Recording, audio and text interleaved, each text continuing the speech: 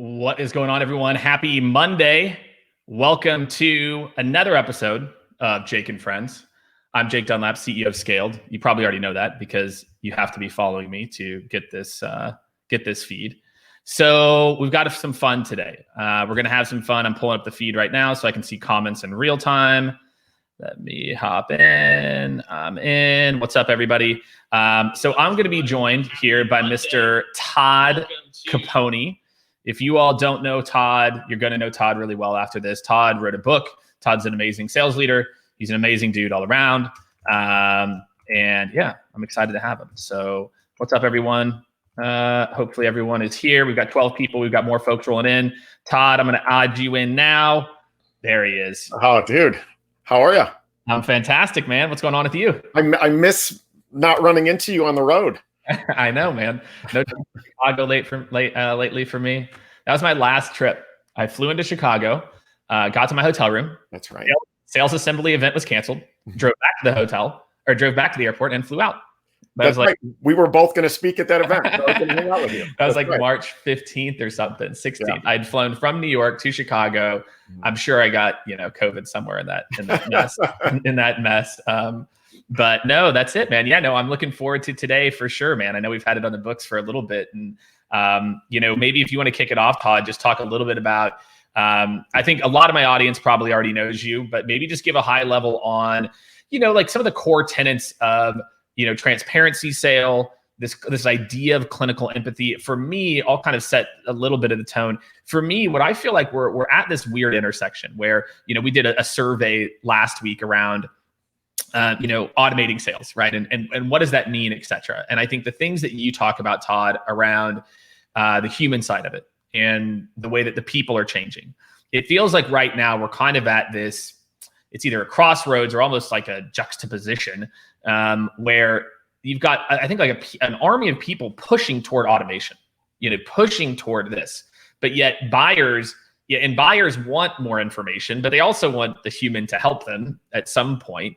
But where that point is, I think, is changed and is continuing to evolve. So I feel like now is such an important time to have this conversation around the intersection of the human, the machine, how these things work together, and then some of the skills that you see for sellers as we move forward into 2021, 2022, and beyond. And so I know there's a lot there. But I'd love to maybe give some additional background for folks who may or may not have read the book or be familiar. Well, yeah, I'll start with that. And then what you just said, like the light bulbs are going off. So I'm ready on that one. Good. But here's what happened. So in my last role, I was the chief revenue officer of a company called Power Reviews, who collects and displays ratings and reviews on websites, right? So you're buying a pair of Crocs on crocs.com. Scroll down, there's the reviews. It was our company that was helping with the collect and display. And so we did a research study with Northwestern University that literally changed my whole life, which I'm sure doesn't happen all the time to people or research studies. I don't think so. But this one, we were looking at when a website's acting as a salesperson, like what do consumers do? What do buyers do? And the first thing was no surprise that we all look at reviews today, right? So 96%. And I haven't found the 4% that don't. But the thing that changed my life, there was two pieces. Number one is that 82% of us skip past the 5-star reviews and go right to the negatives first. Yep. Right. So we're going to what do I need the 5s for? I just read your marketing. So I want to see the 4s, 3s, 2s, and 1s. And then when a review score on a product, and again, this is when a website is acting as the salesperson, when the review score is between a 4.2 and a 4.5 on average, and this is against all product categories, it skews for different ones, but those sell at a higher conversion rate than any other review. I remember you telling me that. Right. So a 4.2 sells better than a 5. So I'm looking at that and I'm looking at my team and I'm like, gosh, we've been teaching sellers to basically bury the bad parts, like let the buyers figure that out. That's right. It turns out that is not optimal for the buying brain, that our brains are trying to predict what our experience is going to be like. Exactly. And so when we actually lead, again, remember the 82%, when we lead with transparency on a website, that sells better. But it turns out it absolutely applies to human. And the first couple of times I tried it out, it was like tears in the eyes magic happening. And I was like, holy crap, like I got to go tell the world this, right? Right. And so that's the core of transparency, is imperfection and leading with, hey, this is why this might not work in your environment, but if you're cool with that, you're going to love this. Just that messaging alone has magical implications, and it goes all the way downstream to even the way you present, even the way you negotiate, even the way you set things up for implementation. It goes the whole gamut. Yeah. So let's, and before you move on, because I know I dropped like 8 questions on you, like just right out of the gate. Why do you feel, it's interesting because there's a lot of instinctual sellers that get for me, instinctually, and it was probably because I read a lot of like psychology books and human nature and how to make people like you books when I was early in sales, that I read these concepts that if I am transparent, if I am just, and I can say, look, this is what I'm really good at, this is what I'm not, I'm okay with it. And I'm sure there's an insecurity element that we all have, right? Like if I admit weakness, I am therefore weak, which is just not true. But why do you feel more sales organizations aren't there? Because it goes like the other concept that, just to dovetail, is the idea, and we're kind of moving forward with our kind of process, and it really, the joint action plan or mutual success plan is at the core of it, because it's like, let's just talk about what the process is, But why do you feel like sales orgs struggle to be this level of transparent, even though the data, we already do it in our consumer life, the data is there on the human to human, B2B world? Why do you see orgs struggle with this? Well, yeah, I mean, I think that point is the behavioral science tells us that transparency sells better than perfection, right? And the proliferation of reviews and feedback and everything we do, buy, and experience tells us we should do it. But you're right, so many orgs don't do it.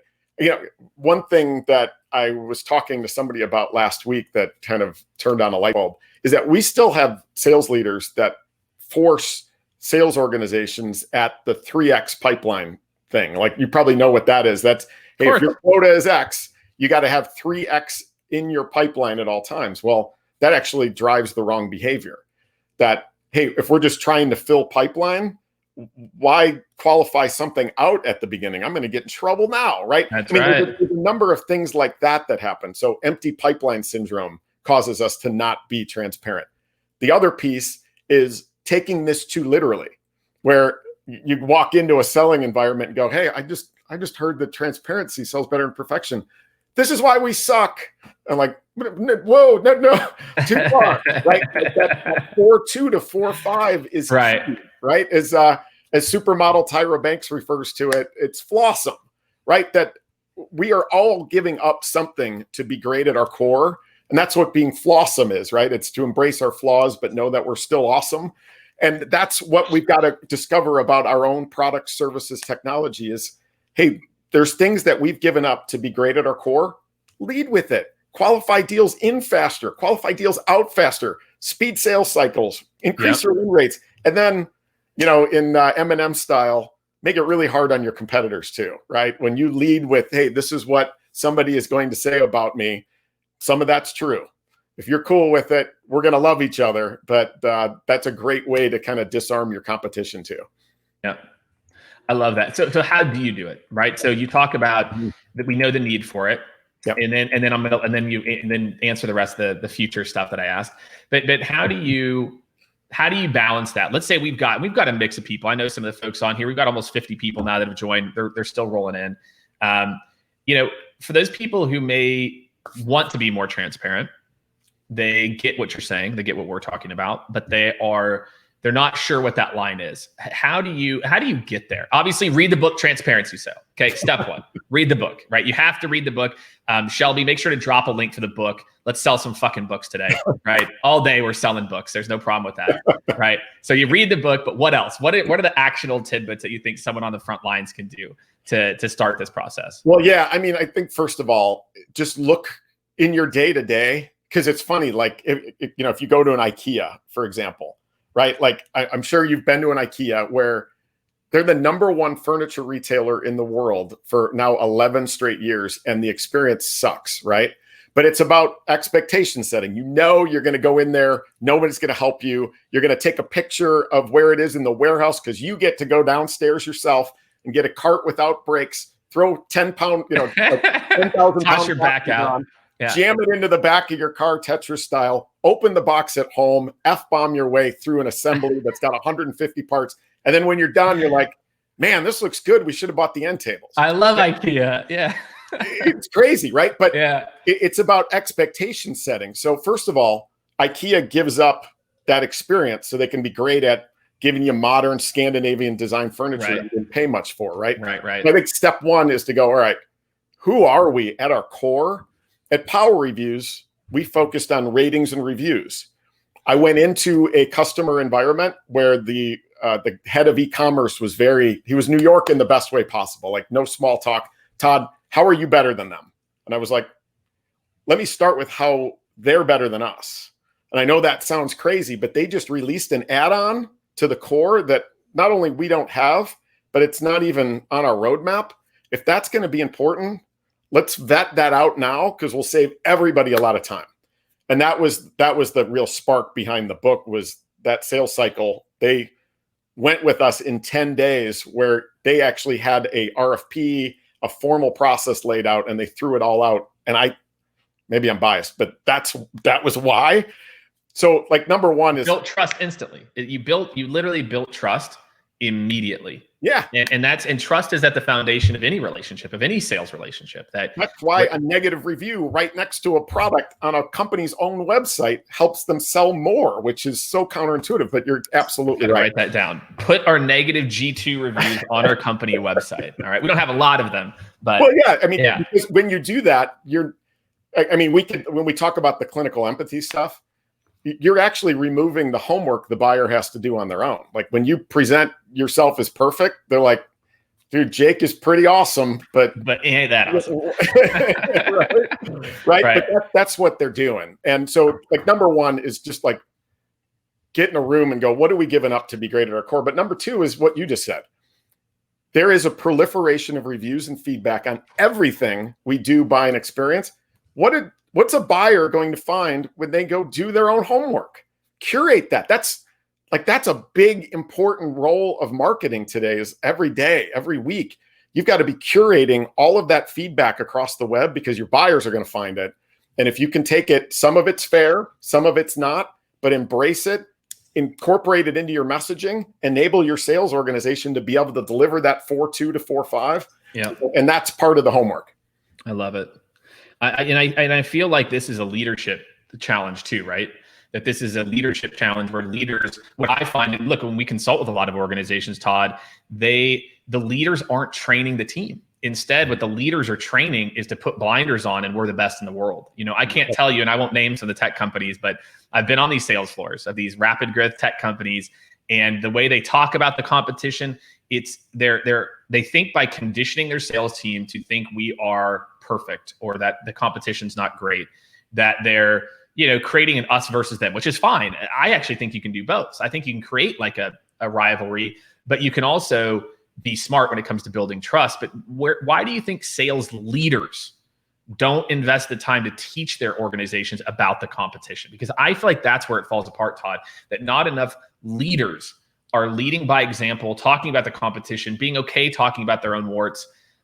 Like, how have you seen, and maybe make practical examples, how have you seen leaders who have been able to do that, or the best ways or best practices in general on how to educate your audience, your sales team? Yeah, I know you've had people on that have talked about this issue, but I continue to see it, that there's the telephone game of leadership, and actually, like, I'm doing a leadership program for a pretty large tech company right now, and I'm interviewing the leaders ahead of time, right? And most of them, when I ask them, like, hey, I'm just curious, like, where did you learn to lead? Like, where did you get your leadership style? And it was just like, I worked for a guy that was awesome, and I just kind of took his style, then added my own.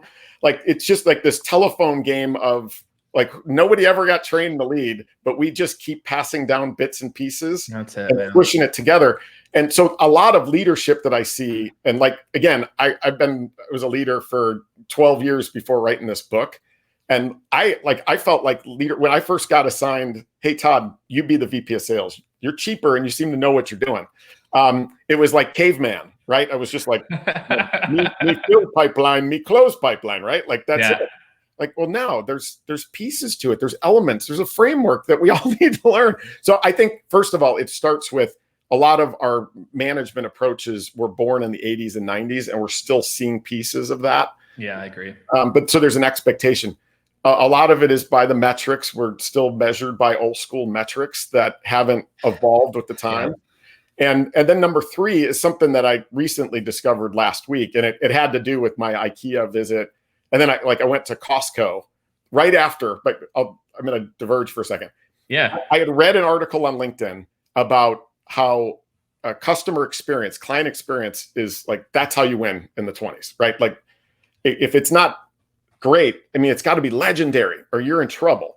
And so I was like, oh yeah, that's inspiring. And then I went to Costco and I was like, you can't buy one toothbrush, you got to buy 10. Like, they're like, no, we're not telling you one. And then like the guy, there was, a woman cashier. So she's scanning my stuff. And then the dude is just throwing it back in my cart. Yeah. And then you walk to the exit and there's somebody there to check your receipt to make sure you're not stealing anything, right? Like, wow, that's a legendary customer experience. Now, Costco is the number 4 retailer in the US consistently. And again, I came home being the neuroscience nerd that I am. I dug into the research on it. And the key thing that I think sales and marketing leaders need to be focused on is setting accurate expectations is better than under promising and over delivering, which is counterintuitive, but setting accurate expectations gets your customers to buy, gets your customers to stay, gets your customers to buy more, and gets your customers to advocate on your behalf. If you consistently set low expectations and overachieve, you create this thing that I like to call expectation inflation that you can't keep up with, right? Because now you've created a new expectation. Transparency is about all of that and impacts everything from your pipeline out to how long customers stay, buy more, and how many of their buddies they tell. So I think leaders have not gotten their arms around this yet because a lot of this is kind of new, but we've got to rethink the metrics and the data we use. We've got to train leaders that it's 2020 and not 1985.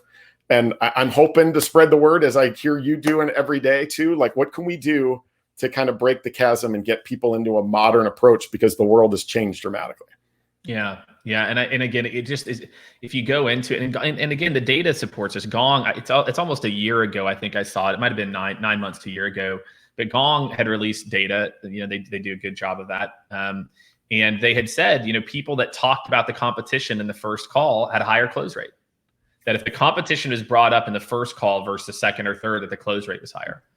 And I think that comes back to, you have to assume that people have access to everything, whenever, and even with my own internal team, my sales org and fulfillment org, we assume that we're going up against, it's going to either be a much bigger player, or someone like in our peer group, or maybe a one-off consultant, there's a bunch of different people, but we make the assumption, that with every deal that we're going to do that. So we just want to ask some very curious questions to pull it out. How are you thinking about this? What are the factors? Like, is proven safe track record? Okay, we're probably competing up here. Like, these are the things. And right. And I think like that's why that question that you asked was so important. You said, look, if this thing is important, that's not us, right? Mm-hmm. I have consultants in different parts of the globe, but I don't have, a full-time person in China, and that's not us. Like, instead we do this thing. And I think we find that works really well. And it, like we were talking about before, builds trust. So what's this concept of clinical empathy? To me, empathy, and I want to preface this, empathy to me, I think, is a very misconstrued word. That I feel like a lot of people, I don't know what other people's definition of empathy is. To me, it's the ability to put yourself in someone else's shoes and not just put yourself there, be there. And I feel like a lot of people think that they have empathy. They're like, I'm very empathetic. I listen. I'm like, listening and empathy are two different things. Empathy to me is that ability to be there with somebody, but still distance, and to be able to talk to them and put yourself in their shoes. So tell me how that's different from like clinical empathy, or maybe your definition of it, or how you view it, because I think it's a tough one. There's so many words that are kind of misused. Like I'll start with this one. When people talk about transparency, they immediately lump authenticity into it. Well, authenticity is different from transparency. Authenticity is like being your true self, and transparency is, hey, if I am having an internal meeting talking about our product, we should imagine that our customer's sitting right here and that they can be a part of that. Like, that's transparency. Now, empathy could be like, man, Jake, you're in Austin. Gosh, it's got to be hot down there, right? Wow, man, how are you dealing with that? Like, that's kind of like the fake empathy. Right, yeah. True empathy starts with this, right? In March of 2020, like, we've beat this horse a million times, but the world changed. And we all know the obvious things that have come out as a part of that. But the one thing is sellers that I'm not seeing enough. And like, dude, something just happened to me on Friday that I got to tell you this story too. But consensus selling was always hard, right? Like, we can all agree on that. But consensus buying just got infinitely harder. That buyers are now all by themselves in their house, right? They can't just be like, hey, Jake, like, you want to go do that? Like, all of that has gotten so much harder. Every conversation for a consensus purchase is a formal discussion versus a grab you by the coffee machine, right? And so buyers have no idea, even if they've bought stuff like yours multiple times, they don't know what it's like in this environment. That's right. And so when I think of clinical empathy, it really focuses on clinical sales empathy, and buying empathy, understanding that the buyer's world has changed, understanding that it's gotten harder, and then look to our own approaches and be highly empathetic in, first of all, removing friction from the journey. Transparency is a part of that, right? You help do the homework that the buyer's going to do on their own. But shrinking pieces of the sales process. I see you talk about this all the time, where we're like, these hard qualifications and earn the right to a demo. Stop it, right? Like, you can't do that in this environment. You got to make it easy. Removing one-way terms from your contracts, like auto renewal with notification periods, or at renewal time, your price goes up every year, or like, you got to, lawyers are people too, and they're by themselves in their houses, right? Clinical empathy is, how do we remove friction from that buying journey? Because our brains are actually wired to take the shortest path to the reward versus just go for the big reward. And so, like, clinical empathy is understanding those things throughout your whole journey and going, what can I do to make it easier on my buyer? Because, man, it might be hard on me as a seller, but the buyer's got it hard right now too. Yeah, and it was already bad, right, Todd? Like, there was a stat I saw. This is 2017. It's 2017, 2018. And 85% of organizations reported that they collaborate poorly internally. Mm-hmm. So, the seller having to be that person who understands the situations and therefore, to your point, realizes, I'm going to have to do more work. Mm-hmm. Yeah. I'm going to need to go and get these different people to the table. I'm going to need to go have those. We call it separate solutioning. That it's candidly always been that way. You always should have done that because people just couldn't collaborate. But I think you're hitting on a huge point. It's like, it's even worse. Like, they're really isolated. They can't go ask Janice down the hall, like, oh, who do I go to for this thing? It's like, let me look at my directory in Microsoft here and do, like Slack. Yeah. So how do I, as an individual, and we've got a few questions that have come in here too. So again, guys, keep the questions coming in. This is super, super great. Todd, I've really enjoyed this thus far. And, how do I get better at this? If I feel like, because again, I've never met someone who said, I'm not very good at empathy. Some of the people that think they're the most empathetic are the least empathetic. And I feel like it's just like, it's the classic, we don't know our strengths and our weaknesses, usually as well as we think we do. So how do you get better at this type of empathy? Well, I think it starts with just that understanding, like, spend the time, do the homework to understand what it's like to be in the buyer's shoes. I mean, I was on the sales leadership team at ExactTarget, through their IPO, and we eventually sold the business to Salesforce for a little under $3 billion in 2013. And, one of the things that we looked at there was we treated reps as though we wanted reps to basically have a mini marketing MBA. And what that meant is our enablement was focused on, if we're selling the CMOs, I don't care if you're right out of college and this is your first job or you've been selling for 30 years. We want to create a mini MBA in each one of you around marketing so that you can go truly understand their world, and not their world about it's hot outside and I hate to bring this up, but like the Royals aren't doing so well. Like that's we're like middle of the pack, dude. I mean, we're gonna trade off everyone here in the next like. There you go. And that's about expectation setting too. We could nerd out on that part. Yeah. That like if the Chiefs even go 500 this year, you'd be like, what the heck happened? If the Bears go 500, we might be partying in the streets, right? And it's the same record, but it's about expectation setting. That's right. But yeah, my point is, I think empathy starts with, like, per your definition, what is it like to be in their jobs, their roles? What are the things they're thinking about? How are they measured? Like you don't have to come across as a fake empathetic. Yeah. Just that knowledge creates empathy all by itself, and I think you can start there. Yeah. And so what do you say to someone who says, I'm not good at empathy, right? Sarah Cortez is very honest. I actually struggle with empathy. Mm-hmm. And candidly, Todd, this is something I've admitted before. So I did the now define your strengths. Have you done a strengths finder? Yes. Yep. Right. So when you do it, it gives you your top 5. And if you know me, you're probably like, yeah, that makes sense. There's only 34 strengths. Okay. There's only 34. Dead last for me was empathy. Really? Out of all of and a lot of people are like, I don't get it. They're like, I think you're empathetic, like, etc. But I think there's a definition of empathy, or like a way of being of empathy, where my definition is is not very sympathetic at all. Mm-hmm. It's very and I think having a little bit of sympathy in the process is actually better. It's something I'm working on. But for someone like Sarah or someone like me, who I don't think naturally, I think I have traits that overcompensate to make me more empathetic. Right. I've built up strengths in other areas, but what are some things that are practical, that if I want to practice empathy and I want to think about, I put a note in here. My first thing is, like in what your first point, Todd, was, you got to try to understand where they're coming from. And what my advice would be, just ask. Ask. Right there. Hey, Susan, in procurement, how has this affected your day-to-day? Mm-hmm. Just ask, right? And I feel like that at least can help you to understand and kind of get rid of any, preconceived notions, et cetera. But are there other things that people can do that are practical? Are there things that people can do that are, more tied to like actions they can take? You know what I mean? In their day-to-day.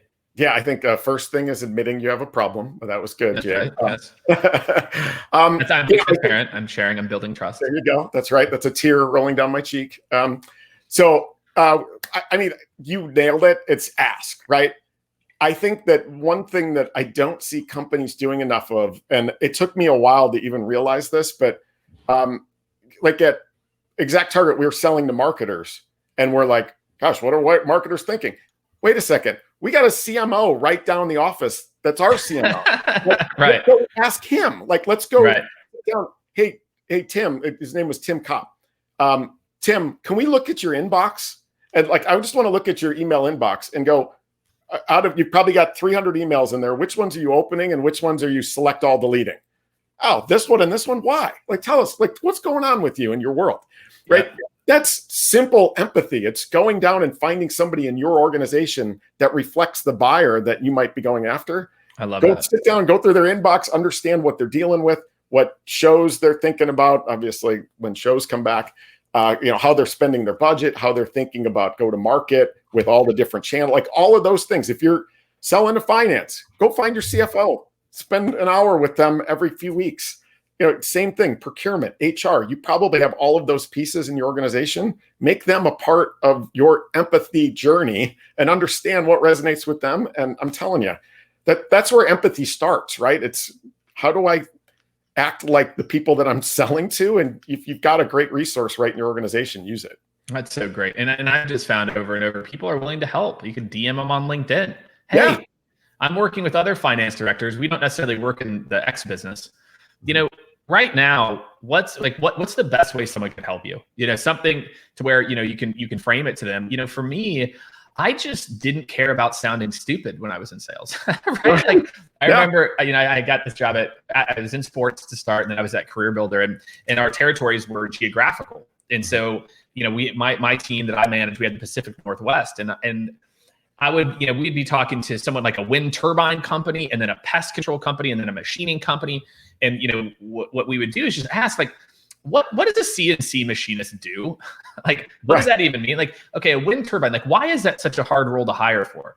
And then over time, you just develop this empathy bank almost of like all of these different like situations that you can relate to, but you have to have that beginner mindset first and be okay with, you probably don't sound stupid, by the way. I don't, you probably just sound like they actually probably enjoyed it because you're actually curious about their business, versus, as making a bunch of assumptions. So, well, I'll tell you one other thing. Like one of my clients, we were talking about this subject, and I just asked, like, hey, because they're still getting a high renewal rate on their current SaaS customers, and I was like, why?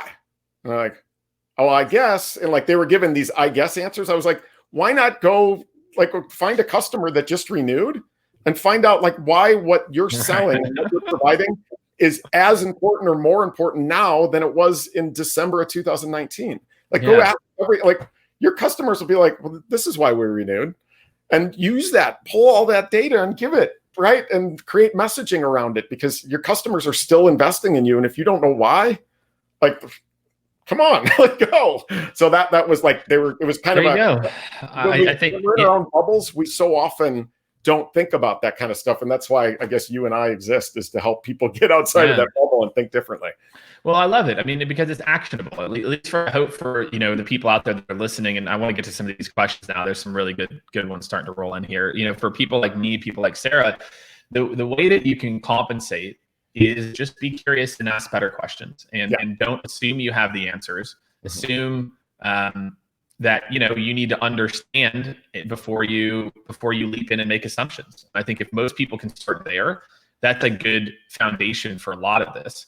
And so I want to get to this question, Todd. We've got a few in here now. So one's from John Blake. Far harder for relationship sellers right now, right? What are the main things they need to transform in order to be effective? So these are the people that are out in the field, and maybe they're just so used to building empathy by being likable, or being that person who's like, hey, what's going on? Like, so how do you think these field sellers or these other individuals can bring some of these things we're talking about, to build relationship virtually, where maybe they're not used to it as relationship sellers? Yeah, I mean, when I think about my last role as a CRO, I had 100 to 150 emails in my inbox every day.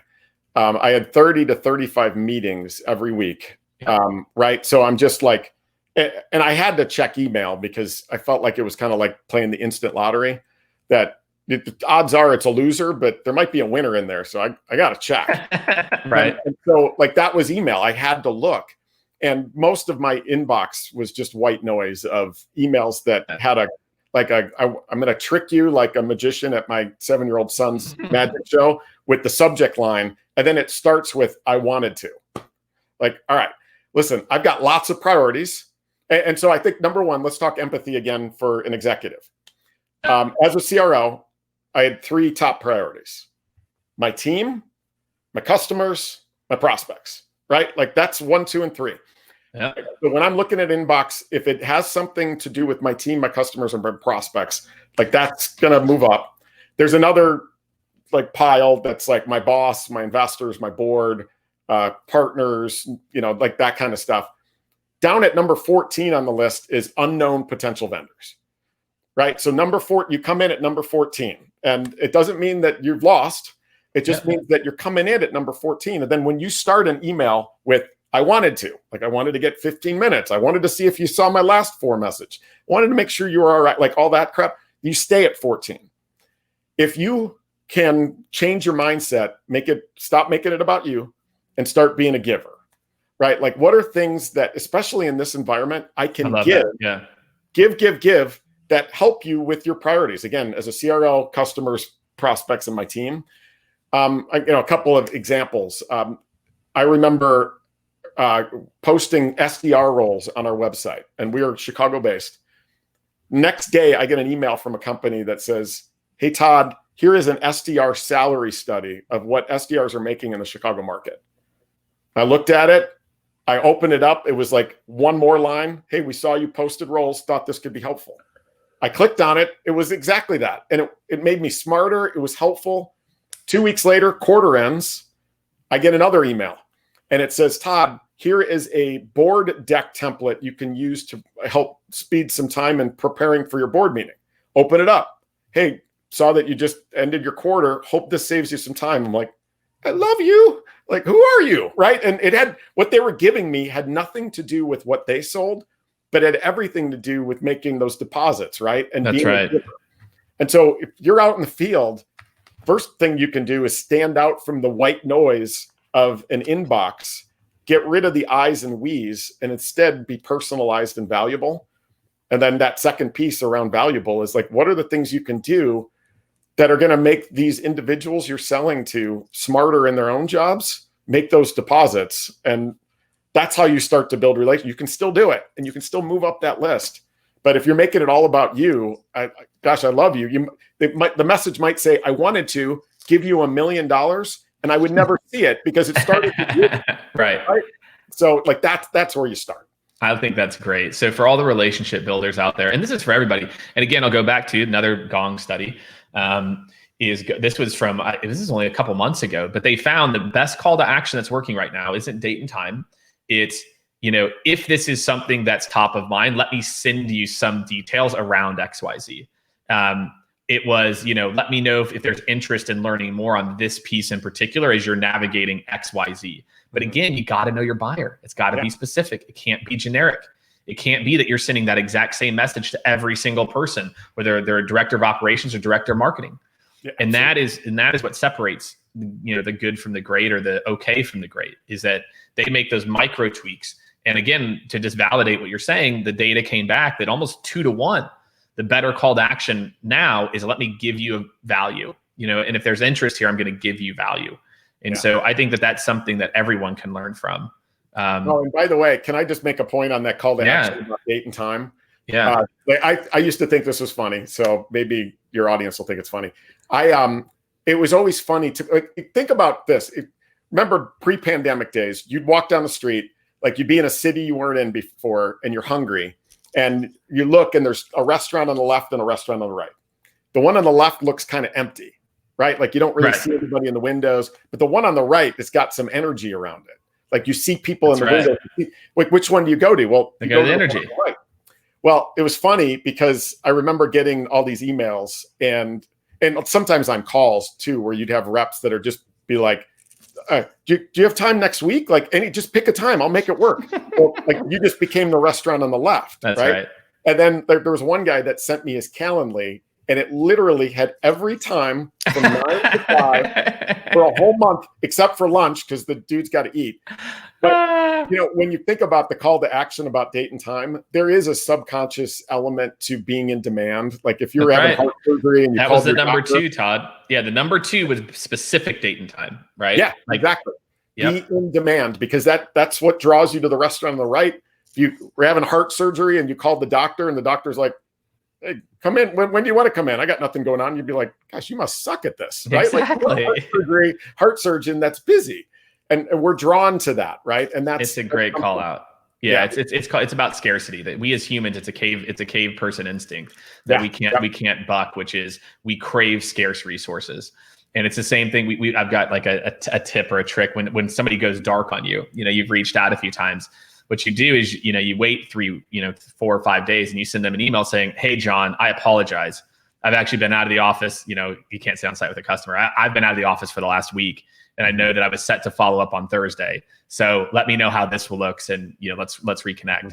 Yeah. You immediately say, wait, was he chasing me? Wait, what? Now he's apologizing for not reaching out. Like So there's a lot of ways to use scarcity as a resource. Not the opposite of transparent, right? Like there still is transparency, but there is a reason why if you're going to buy a product online, you're more likely to buy a product that's got lots of reviews versus little. That's right. Like there's just elements like that show that, hey, that's what all the cool kids are doing. I want to be a cool kid. And so there's part of that too. And just the way you deliver simple things like, hey, can we meet? And you know what? My Wednesday's kind of a mess, but like I can do 2 o'clock. Exactly. Right. Yeah. Exactly. And everyone could do that. All of you who are in sales right now, just do what we're saying. It's a really easy fix for all of you. It will immediately raise your clout with prospects and clients, immediately raise the way that they view you. It's why when I get into it, and people hate on me for this one, we actually lost a deal. I found out we lost a deal at one of our digital presence clients because the CEO saw a post where and people who follow me know this. I actively encourage people to not thank people for their time to start a meeting. And it's for this exact reason. You know, when you go into a meeting, you say, thank you, Todd. Thank you so, because this is how most of you sound. You need to record yourselves. You go, thank you so much, Todd, for taking time out of your day. I know you're busy, so I really appreciate it. Like, you're immediately saying that this person's time is exponentially more valuable. Where I'm like, look, Todd, I'm excited for the conversation. You know, we've done work on this and this, but each organization is different. So I want to drill in a little bit. Like, you put yourself on a peer playing field, because, and if you're selling a product right now and you don't believe that you know as much about this one sliver of a problem that anybody else does, then you're selling the wrong product. You have to have the ultimate belief that you are educated enough about this segment. You don't know everything about HR, but maybe you know this enough about this thing to be able to hold your own with somebody else. Absolutely. And I feel like that's where a lot of sellers break down. So we've got time here for one more question here. Todd, what are the top 3 neuroscience principles that we should learn and understand related to the sales process? So this is good. This is what we're talking about now. So when you think about this clinical empathy, you're thinking about all the other things that go into transparency, and you had to boil it down to the top soft skills, the neuroscience skills. How would you rank those? And I'll give my insight. I'll think about it, and I'll put you on the spot first. And then I'll think of maybe a few or double down on them. Well, I think number one, I want everybody to think about this one. And I start with a quote from a neuroscientist named Antonio Damasio. He says that we are not thinking machines that feel, we are feeling machines that think. We derive our decision-making in the feeling center of our brain and use logic to back it up, not the other way around. It's why a Facebook post has probably never changed your mind politically about much of anything. It's because when we lead with logic, we literally polarize people. And so I think number one thing to think about is we've got to create feelings. It's why stories work, but we've got to create feelings, and then the logic is there to back it up. So when you lead with ROI, you lead with data, you lead with your slide that's got your mission statement, and then all the awards that you won, and your products and your map, and then you've got your NASCAR slide. You are literally polarizing an audience. So like number one is emotion is what binds, logic is polarizing. So let's start there. Number two is we as human beings are wired to try to predict what our experience is going to be before we will make a purchase. And that is why transparency works. That's why setting proper expectations work. That is why a 4.2 to a 4.5 sells better than a 5.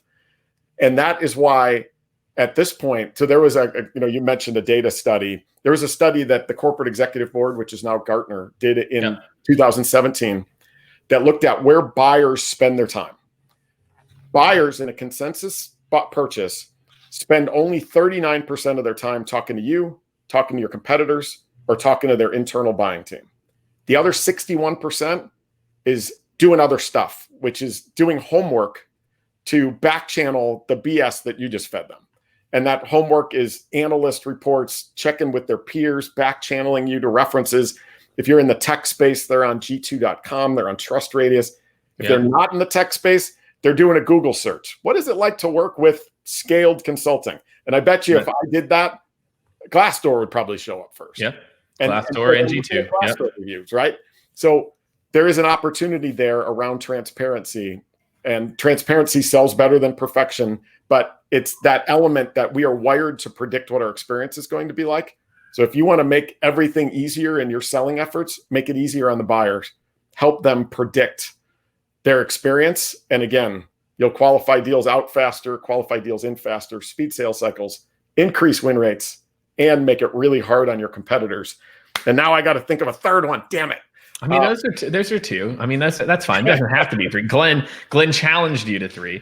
I'm sure with a couple of minutes I could do like 15 because I'm sure. Well, I'll give a couple more that I think are just important ones. We talked about scarcity, which I actually think is an underrated one. So I think that would be one I can steal from what we've already done. Yeah. Two would be understand. This is a very tactical one, but understand how people there's a book called Thinking Fast and Slow by Daniel Kahneman. Is that right? Yeah. I think Nobel. He won a Nobel Prize. Is he a Nobel Prize winner? I don't know. For economics. I think so. He's a very well-known economist. He talks about pricing theory, that we as humans, if I tell you something's $10,000, your immediate reaction is that's expensive, which makes no sense. I didn't even tell you what it is. And so there's a technique called anchoring, which is getting someone to anchor to a range of price, and people hear the high anchor. So, when you're nervous about what to do on a first call or in subsequent calls, there's really two pricing strategies. One is if you know the product is $3,000 a month, I'd say, look, Todd, this is probably going to be between $2,800 and $5,000 a month. Is that realistic? Todd, here's $5,000. And so then if he's like, yeah, that's great, then I'll come back in at 6,000, right? As opposed to this. So there's the ability to, if I would have just said 3,000, Todd's brain, we like comparisons. And that's why the rule of threes, and now you see more fours, is that you frame the middle options with a high-end option, an option that has lots of the bells and whistles of the high end. And I always call it the smart car, the fully loaded Toyota Camry, and the Mercedes. Yeah. Everybody picks the fully loaded Camry. And so there's just some ways that you can set up how you're positioning pricing that will have a dramatic impact on your win rate. And I think that and read the book, there's a whole bunch of other mechanics there, but that anchoring on a range, or always giving options in threes. And now you see a lot more fours too, where the third option out of the four is really highlighted. Salesforce does a great job of this on their website. But that would be my second one. Todd, I don't know if you have another one. Yeah. And I think, Cialdini wrote Presuasion. Presuasion is a fantastic book, which kind of has a lot of. Just told me about this book literally last week, because he wrote Influence too. Same guy, right? Yeah, exactly. Yeah, exactly. And Presuasion has a lot to do with that element. So that's a big one. I mean, there's so many, dude. Because I'm not a guy that reads a lot of books now. I read research. Not a day goes by, because I like to come to my own conclusions. Yeah. And so I will read research studies on. I read a research study on. Japanese parenting styles and how those equate to how the child ends up. If you're highly disciplined, you don't discipline at all, or in the middle, what happens to your child? And I read that with the sales and sales leadership blinders on and go, right, how does this apply? And so I'm pulling all of those pieces I'm trying to pull them into the world of sales. And it's just a blast for me. But I love that.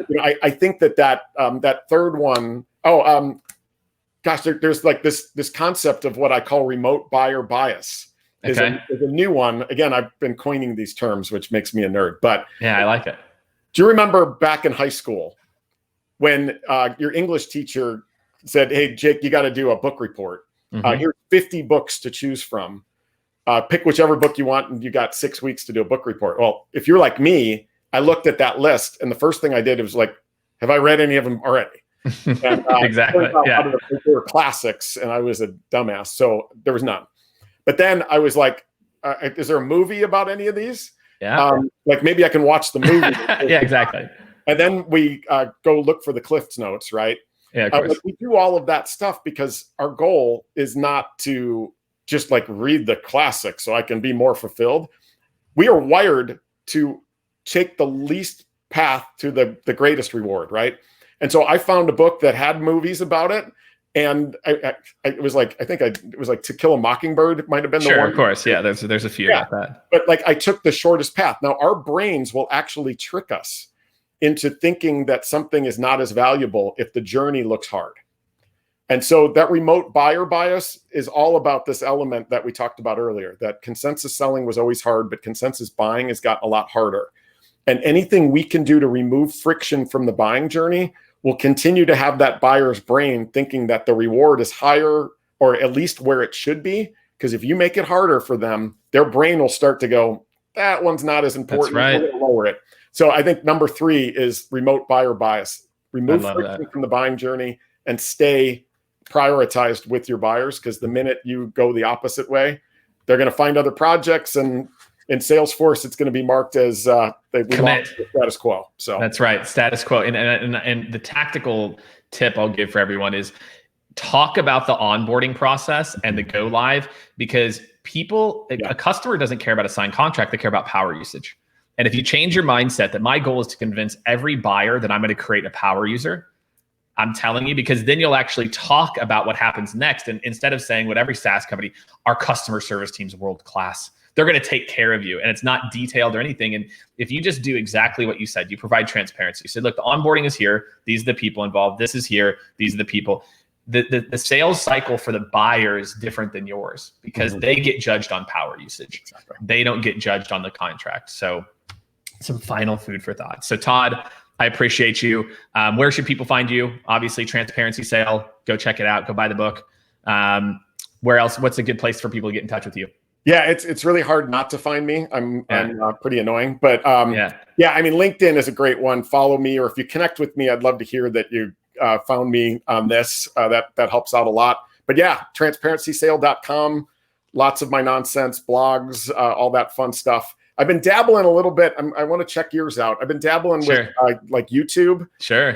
Putting little short, easy to digest videos out there. I love it. But again, it's Todd Caponi. It's hard not to find me. But Jake, I appreciate it, brother. This fun, is a lot of fun, man. I'm glad we caught up, and let's set some time up next week just to shoot the shit and catch up, man. Absolutely. I would love that. Thank you. Awesome. All right. Well, thanks everyone. Thank you for tuning in to another Jake and Friends this coming Friday, 8:30 a.m. Central. You can find on the recap, and we'll talk about, I'll give my highlights of the conversations with Todd.